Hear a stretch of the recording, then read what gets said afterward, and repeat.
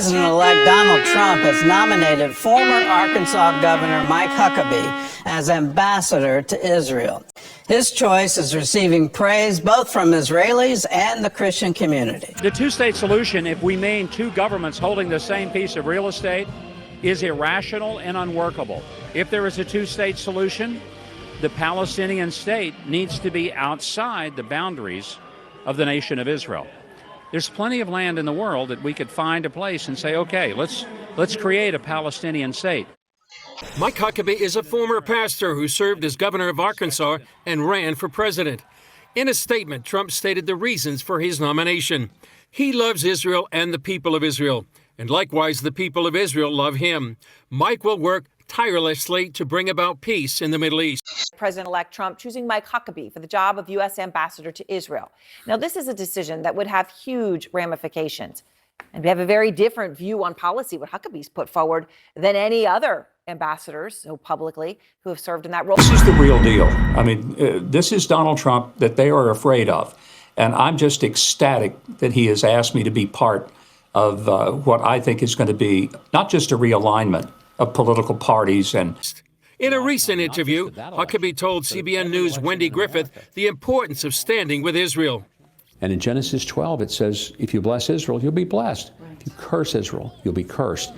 That's pretty clear. He also brings a solid faith to the position. But I know where I stand. And the reason I do is because I stand on the Word of God.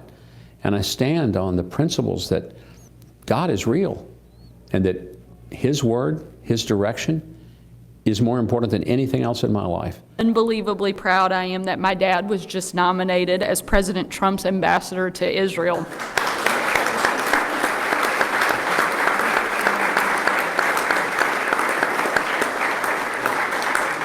I had the chance to go to Israel for the very first time with my dad when I was 11 years old, and it literally changed my life. There's no greater supporter and nobody that has a greater understanding of our two nations' unbreakable bond.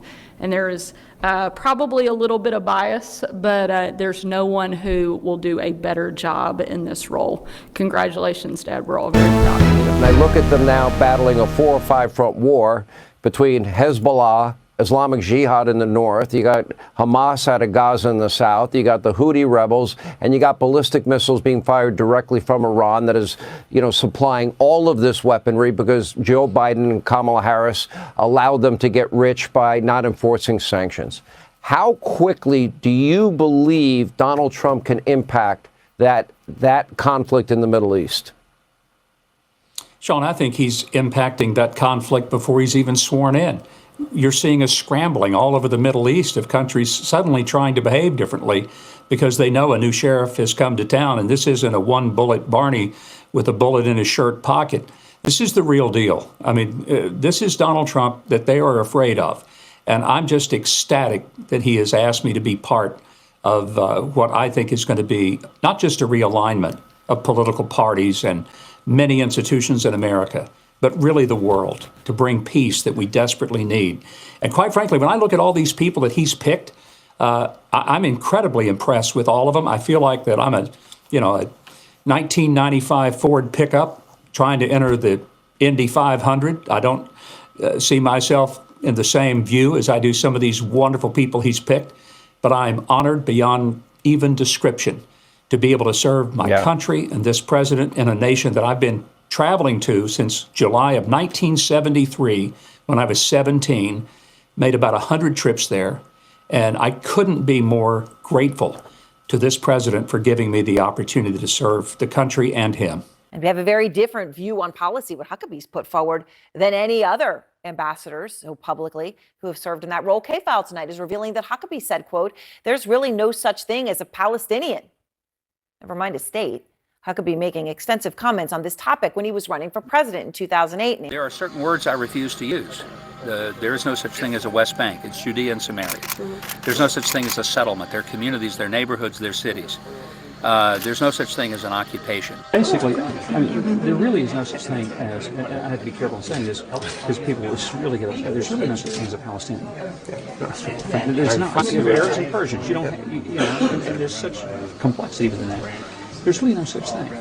That's been a political tool to try to force land away from Israel. Stephen Collinson, Israel, Benjamin Netanyahu's Israel likely to welcome this pick. It's worth noting Huckabee is the first in quite some time to not be Jewish in this role. But of course, evangelical Christians, and that's really kind of Huckabee's defining political identity, have a very specific relationship with the Jewish state. And you heard him articulate some of it here. What does it mean? This is a clear sign that the administration's first-term policy, which was very solicitous towards the Netanyahu coalition, will continue and will go even further. It will be regarded as a disaster by Palestinians who still are a long way from that two-state solution, which now seems almost likely never to happen given the events of the last year or so. I think it poses two real questions, notwithstanding the fact that the ambassador doesn't make the policy, the president does.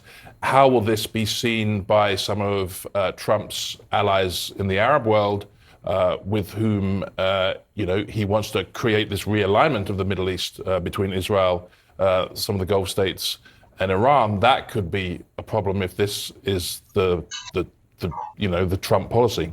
Yeah, I mean, Brad, how do you see that piece of this? Well, I think if you look back at the first Trump administration, the signature foreign policy success happened in Israel. Democrats lost their mind when Donald Trump moved the embassy from Tel Aviv to Jerusalem, even though that many of them had voted for it. And then when he recognized the Golan Heights, they said, this is terrible, it's going to cause disruptions. It didn't. Instead, what happened is, as soon as the United States was fully behind Israel without question, we got the Abraham Accords and a lot of Arab nations making peace with Israel for the first time. I think that Donald Trump has figured out the code on this. The United States has to stand with Israel and make it completely clear it stands with Israel, and then things will begin to take place and work out in the Middle East. I think it's a good pick. Mike Huckabee spent a ton of time in Israel. He has a lot of relationships there. I think it's a good pick. Well, just one thing I wanted to add is, Trump is doing exactly what he said he was going to do, which is that he wanted Netanyahu to escalate the conflict, not de-escalate the conflict. And there's going to be a lot of potentially civilian casualties if that happens. And if you see that happen, you're going to see this become even more of a fight on the left part of the Democratic Party. I think that's true, but I also think it will be, if the violence continues to unravel in the way that we've seen and he's not able to actually stop the violence, I think that's going to be a stain on his administration early on, depending upon how this plays out. And finally, the issue of Israel, something that you have talked about a lot. Donald Trump announced this week that the former Arkansas governor, Mike Huckabee, is going to be the ambassador to Israel. What is your response to that nomination? And also, what sort of impact do you think a Trump presidency is going to have on Israel, the West Bank, Gaza? I'm aware of no foreign policy expertise that Mike Huckabee possesses. My sense is that he's a Christian fundamentalist, and I suspect his support for Israel is largely based on his belief in the rapture. So as a secular Zionist, I find nothing remotely appealing about the fundamentalism of Mike Huckabee.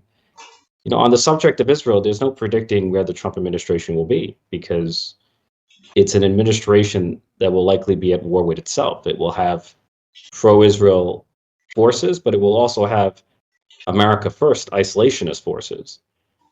And the cruel irony of America First is that it puts America last.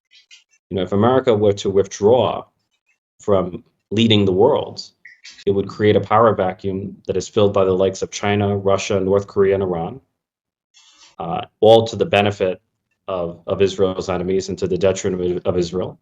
And so my basic argument is that America First isolationism is no friend of the U.S.-Israel relationship. So there's no predicting whether Donald Trump will go in a pro-Israel direction or whether he will go in a America First isolationist direction.